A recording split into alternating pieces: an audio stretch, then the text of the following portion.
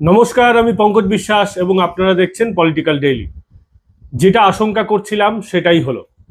একেবারে ওয়াকফ bill pass হওয়ার পরে রাষ্ট্রপতির সইয়ের পরেই একসাথে দুটি রাজ্যে ওয়াকফ বোর্ডের উপরে বুলডোজার অ্যাকশন শুরু হয়ে গেল। কি ভাবছেন মুসলমানদের উপর অত্যাচার করা হচ্ছে? একেবারেই না। ওয়াকফের উপরে বুলডোজার চলছে, তার মানে ওয়াকফের যে সমস্ত জমিন বেদখল হয়ে গেছিল, যে সমস্ত জমি সম্পত্তি বেআইনিভাবে দখল করে নেওয়া হয়েছিল, সেখানে শুরু হয়েছে বুলডোজার অ্যাকশন। সবার আগে উত্তরপ্রদেশ যোগী রাজ্য থেকে, কারণ যোগী রাজ্য এ বিষয়ে সবসময় চর্চায় থাকে। কিন্তু উত্তরাখণ্ডের মুখ্যমন্ত্রী পুষ্কর সিং ধামি তিনি কিন্তু পিছিয়ে নেই যোগী রাজ্য থেকে। তিনিও কিন্তু একেবারে বলে দিয়েছেন যে বুলডোজার অ্যাকশন হবে ওয়াকফের সে সমস্ত জমিতে যেগুলো বেআইনিভাবে বিক্রি করে দেওয়া হয়েছে, হাত বদল হয়ে গেছে। কি বলেছেন তিনি, বলছি।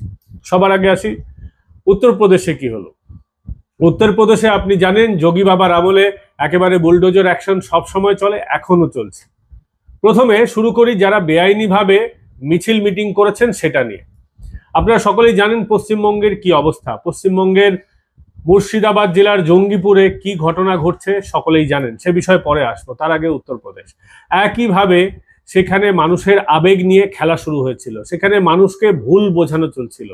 কি হয়েছিল, মুনাব্বর রানা একজন বিখ্যাত সেখানকার শায়ার, মানে কবিতা টাইপের একটা জিনিস, শায়ার আপনারা অনেকে জানেন। সেই মুনাব্বর রানার মেয়ে, তার নাম হচ্ছে সুমাইয়া রানা। তিনি আবার লাল টুপিধারী, মানে সমাজবাদী পার্টির নেত্রীও বটে।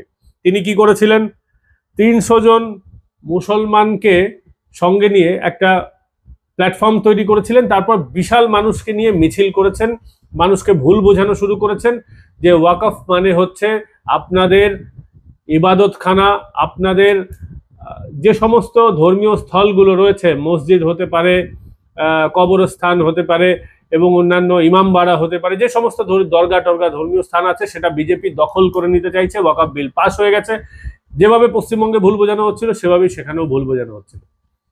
ব্যাস, রাস্তায় তারা নেমে পড়েছেন, একেবারে আগ্রাসী আন্দোলন। যোগী বাবা ঠেকিয়েছেন কিভাবে জানেন? মুখ্যমন্ত্রী মমতা বন্দ্যোপাধ্যায়কে যোগী আদিত্যনাথের কাছ থেকে রাজধর্ম শেখা উচিত। যোগী আদিত্যনাথ কি করেছেন, 300 জন মুসলমানকে ভিডিও দেখে আইডেন্টিফাই করেছেন যারা একটা বিকট পরিস্থিতি সৃষ্টি করার চেষ্টা করছিলেন, যারা দুটো সম্প্রদায়ের মধ্যে ভেদাভেদ সৃষ্টি করছিলেন। তাদেরকে কি করেছেন, প্রত্যেককে 2 লক্ষ টাকা জরিমানা করেছেন অর্থনৈতিকভাবে। এ রাজ্যে ভাবা যাবে? এই রাজ্যে তো পুলিশের গাড়ি একেবারে ধূলিসাৎ করে দেওয়া হয়েছে, আপনারা সেই দৃশ্য দেখেছেন জঙ্গিপুরে, মুর্শিদাবাদে। এ কেমন একটা সম্প্রদায় যারা নিজেদেরকে বলে আমরা নিপীড়িত, অথচ এই নিপীড়িত সম্প্রদায় পুলিশকেই ভয় পায় না। কেমন নিপীড়িত যারা পুলিশকে ভয় পায় না, পুলিশের গাড়িকে একেবারে ভস্ম করে দিতে পারে, কেমন নিপীড়িত এরা।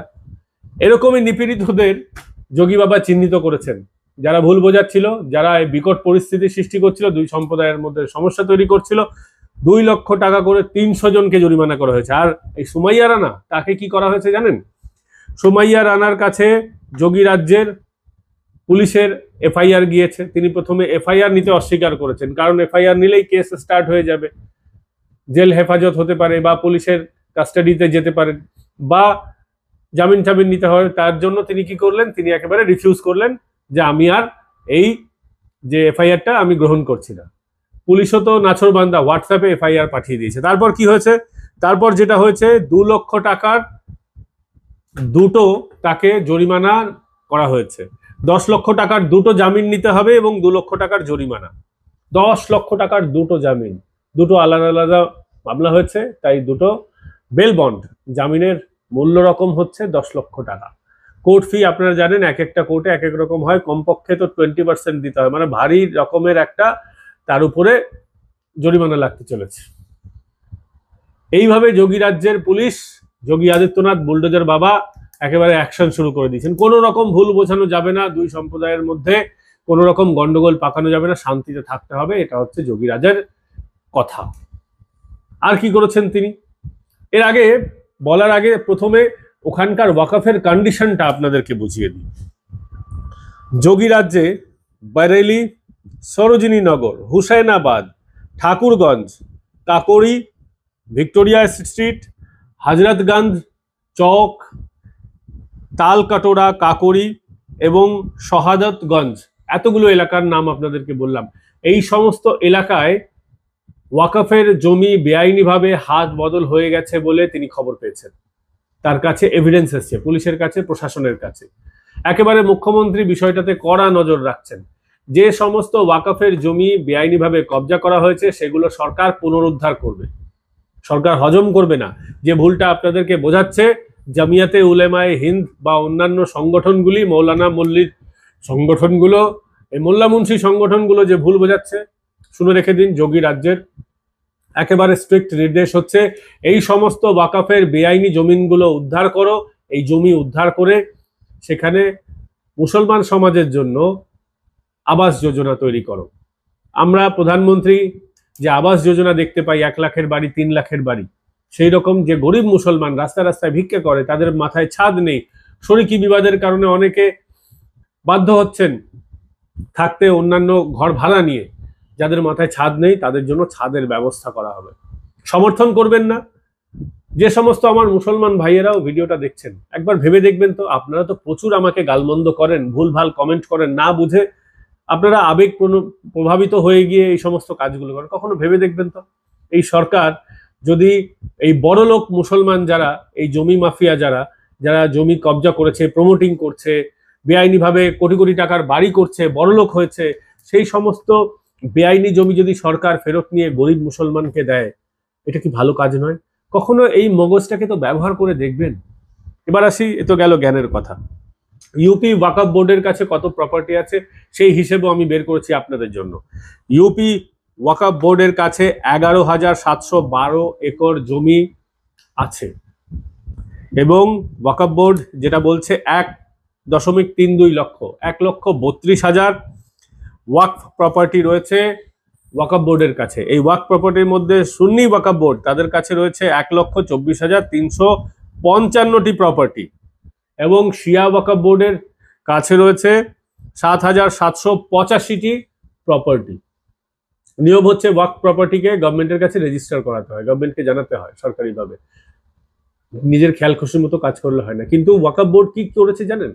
ওয়াকফ বোর্ড খেয়াল খুশি মতো, গভর্নমেন্টের রেকর্ড বলছে যে গভর্নমেন্টের রেকর্ডে যেখানে 1,24,355টি প্রপার্টি সুন্নি ওয়াকফ বোর্ডের কাছে আছে, সেগুলো গভর্নমেন্ট রেজিস্টার্ড মাত্র 2,963, আর শিয়া ওয়াকফ বোর্ডের কাছে মাত্র 430টা প্রপার্টি গভর্নমেন্ট রেজিস্টার্ড আছে। মানে বাদ বাকিগুলো গভর্নমেন্ট রেজিস্টার্ড নয়। আর এখানেই হয় 9-6, মাত্র অল্প সংখ্যক প্রপার্টি গভর্নমেন্ট রেজিস্টার্ড করানো হয়, বাকি প্রপার্টিগুলোই 9-6 হয়। কি হয়? বড়লোকদেরকে বিক্রি করে দেওয়া হয়, প্রমোটারদের কাছে হাত বদল করে দেওয়া হয়। ওয়াকফ বোর্ডের এভাবেই হাজার হাজার জমি হাত বদল হয়ে গেছে গোটা উত্তরপ্রদেশ জুড়ে। গোটা উত্তরপ্রদেশ না, পশ্চিমবঙ্গ নিয়ে পরে একদিন ভিডিও করব। এখানে টিপু সুলতানদের বংশধরদের জমি রয়েছে, সেই জমিতে মামলা রয়েছে, সেখানে কবরস্থান রয়েছে টিপু সুলতান, আমি মৈসুরের সুলতানের কথা বলছি, তার বংশধরদের যে জমি, তার বংশধরদের কবর, সেই সমস্ত বেদখল হয়ে গেছে। হাইকোর্টে মামলা হয়েছে। কলকাতা পুরসভা সেখানে জমি জরিপ করতে বলেছিল, জমি জরিপ করে অ্যাকচুয়ালি কত প্রপার্টি আছে আর কতটা দখল হয়ে গেছে সেটা বের করতে বলেছিল। কিন্তু কি হয়েছে জানেন?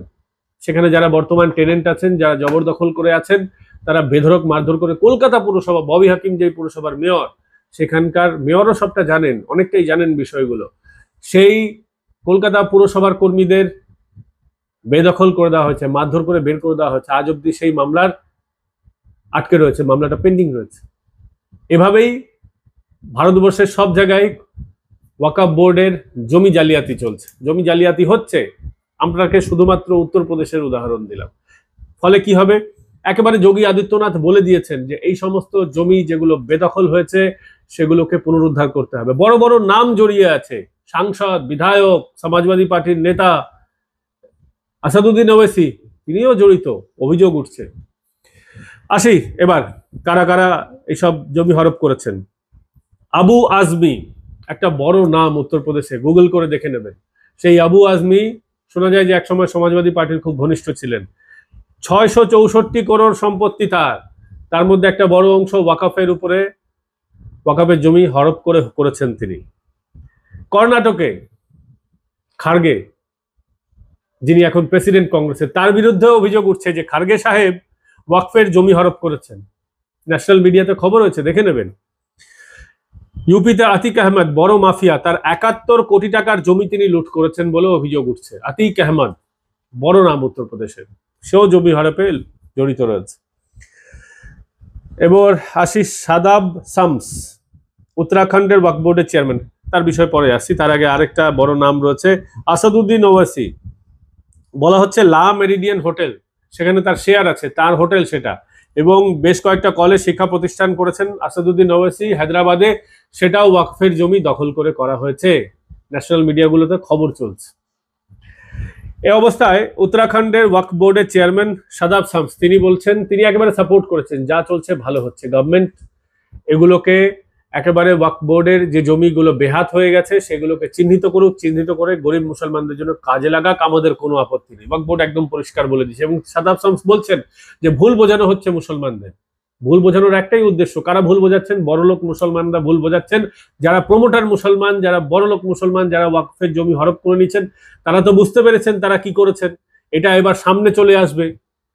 মোদির তো পলিসি না খাউঙ্গা না খানে দুঙ্গা, এই এখন এদের খাবার দাবার বন্ধ হয়ে যাবে, দোকানদারি বন্ধ হয়ে যাবে, তার জন্য তারা গরিব মুসলমানকে ভুল বোঝাচ্ছেন। যারা পড়াশোনা একটু কম করেছেন বা যারা একটু ধর্মীয় ভাবাবেগে একেবারে আবেগ আপ্লুত হয়ে পড়েন, তাদেরকে ভুল বোঝাচ্ছেন। কারণ এই জমিগুলো এবার সামনে আসবে। যতই ভুল বোঝান, এই জমিগুলোর প্রত্যেকটা ডিটেলস আমরা সামনে তুলে আনবো, এবং সামনে আসবে, বোঝা যাবে যে কারা কত জমি ওয়াকফের হরপ করেছে। এবং সরকার বদ্ধপরিকর এই ওয়াকফের জমি, সেখানে আবাস যোজনা হবে, সেখানে সরকার বলছে আমরা স্কুল করব, সেখানে কলেজ করব, বিশেষ করে হোস্টেল আর আবাস যোজনা এইগুলো সরকার করবে ঘোষণা করে দিয়েছে। এতে গেল যোগী রাজ্যের কথা। উত্তরাখণ্ডে কি চলছে? পুষ্কর সিং ধামি তিনি একেবারে বলে দিয়েছেন যে যে সমস্ত ওয়াকফের প্রপার্টি রয়েছে, সেই সমস্ত ওয়াকফের প্রপার্টি যেগুলো বেদখল হয়েছে, প্রথমে নোটিশ দেব, নোটিশ দেওয়ার পর তারা যদি না শোনে, খালি না করে, বুলডোজার চলবে। একেবারে যোগী স্টাইল, বুলডোজার চলবে। উত্তরাখণ্ডে বহু জায়গা রয়েছে যেগুলো সরকারি প্রপার্টি, যেগুলো ধরুন ফরেস্ট ল্যান্ড, সেখানেও দেখা যাচ্ছে দরগা মাজার এসব বানিয়ে ল্যান্ড জিহাদ চলছিল। পুষ্কর সিং ধামি বিগত 2-3 বছর ধরে এগুলোর বিরুদ্ধে সরব হয়েছেন, এবং আপনারা অনেকেই জানেন সেখানে বুলডোজার অ্যাকশন চলেছে। যে সমস্ত দরগা আর মাজার, বিশেষ করে মাজার আর দরগা হঠাৎ হঠাৎ করে জঙ্গলের মধ্যে গজিয়ে উঠেছে, সরকারি জমির উপরে গজিয়ে উঠেছে, এবং সেগুলো ওয়াকফ করে দেওয়া হচ্ছে। যেগুলো লিগাল সরকারি প্রপার্টি, সেগুলো সরকার ফেরত নেবে, সেখানে কিছু হবে না, সেখানে ওইসব মোল্লা মুন্সির কিচ্ছু চলবে না। কিন্তু যেগুলো অ্যাকচুয়াল ওয়াকফ প্রপার্টি এবং অ্যাকচুয়াল ওয়াকফ প্রপার্টি বেহাত হয়ে গেছে, সেইগুলোর উপরে তিনি গরিব যারা মুসলমান রয়েছেন তাদের জন্য যে সরকারি আবাস যোজনা আছে সেগুলো তিনি দেবেন, এবং পরিষ্কারভাবে তিনি বলে দিয়েছেন সেখানে হোস্টেলও হবে। দুটো রাজ্যে একেবারে বুলডোজার অ্যাকশন শুরু হয়ে গেছে। ভাবতে পারেন, বড় বড় নাম, আসাদুদ্দিন ওয়াইসি, যিনি এআইএমআইএম দল চালান, অল ইন্ডিয়া মজলিসে মুত্তাহিদ কিছু একটা নাম আছে, পুরো নাম আমার মুখস্থ হয় না, I am sorry for that. AIMIM দলের নেতা আসাদুদ্দিন ওয়াইসি, বাংলার দিকেও যার নজর রয়েছে, তিনিও অভিযুক্ত ওয়াকফের জমি হরপ করেছেন। ওয়াকফের জমি কারা হরপ করেছেন? যারা মুসলমানদের মাসিহা সাজার চেষ্টা করছেন, ভারতবর্ষে মুসলিম দলগুলো চালান, সব থেকে বেশি তারা ওয়াকফের জমি হরপ করেছেন। এই রাজ্যেও বেশ কয়েকটা নাম আছে, আমি তাদেরও ঠিকুজি কুষ্টি বের করছি, জানতে পারলে খবর যখন চলে আসবে আরটিআই কাগজ পেয়ে যাব, দেখিয়ে দেবো। এ রাজ্যেও যারা মুসলমান নেতা সেজে বসে আছেন, তারাও ওয়াকফের প্রপার্টি হরপ করেছেন, তারাও ওয়াকফের প্রপার্টি বেহাত করেছেন। ভাবতে পারেন কি চলছে ভারতবর্ষে। ওয়াকফ প্রথমে কি করবে? সাধারণ মানুষের জমি হরপ করবে, তারপর সেই জমি হরপ করা জমি বিক্রি করে দেবে বড়লোক মুসলমানদের হাতে। একেবারে গোটা বেআইনি সিস্টেম চলেছিল। Thanks to Narendra Modi government, যারা এই ওয়াকফের দুর্নীতিটাকে বন্ধ করার জন্য প্রচেষ্টা চালাচ্ছেন। সবটা কাজ হয়ে গেছে আমরা বলবো না, অনেক দূর পথ যাওয়া বাকি আছে। বিষ্ণু জৈনরা এর জন্য লড়াই করছেন, কিন্তু একটা শুরু হয়েছে যে ওয়াকফ এবার থেকে আর সাধারণ মানুষের জমি যেমন খুশি করে হরপ করতে পারবেন না। এ বিষয়ে আপনাদের কি মতামত? বুলডোজার বাবা যে অ্যাকশনটা শুরু করেছেন, এবং মুখ্যমন্ত্রী উত্তরাখণ্ডের পুষ্কর সিং ধামি তারা যে অ্যাকশন শুরু করেছেন, ওয়াকফের জমি যেটা বেহাত হয়ে গেছে সেটাকে ফেরত নেওয়া হবে এবং সাধারণ গরিব মুসলমানের উপকারে লাগানো হবে বলে সিদ্ধান্ত নিয়েছেন। আপনারা এটাকে সমর্থন করেন কিনা কমেন্ট করে জানাবেন। ভিডিওটা ভালো লাগলে লাইক, শেয়ার এন্ড সাবস্ক্রাইব করতে ভুলবেন না। গতকালের ভিডিও 1 লক্ষ পার হয়েছে, তার জন্য সকল সাবস্ক্রাইবার, সকল ভিউয়ার, আমাদের বিশেষ করে যারা সদস্য আছেন জয়েন বাটন ক্লিক করে সকলকে ধন্যবাদ। ভালো থাকবেন, সুস্থ থাকবেন, দেখা হবে ফের আগামীকাল।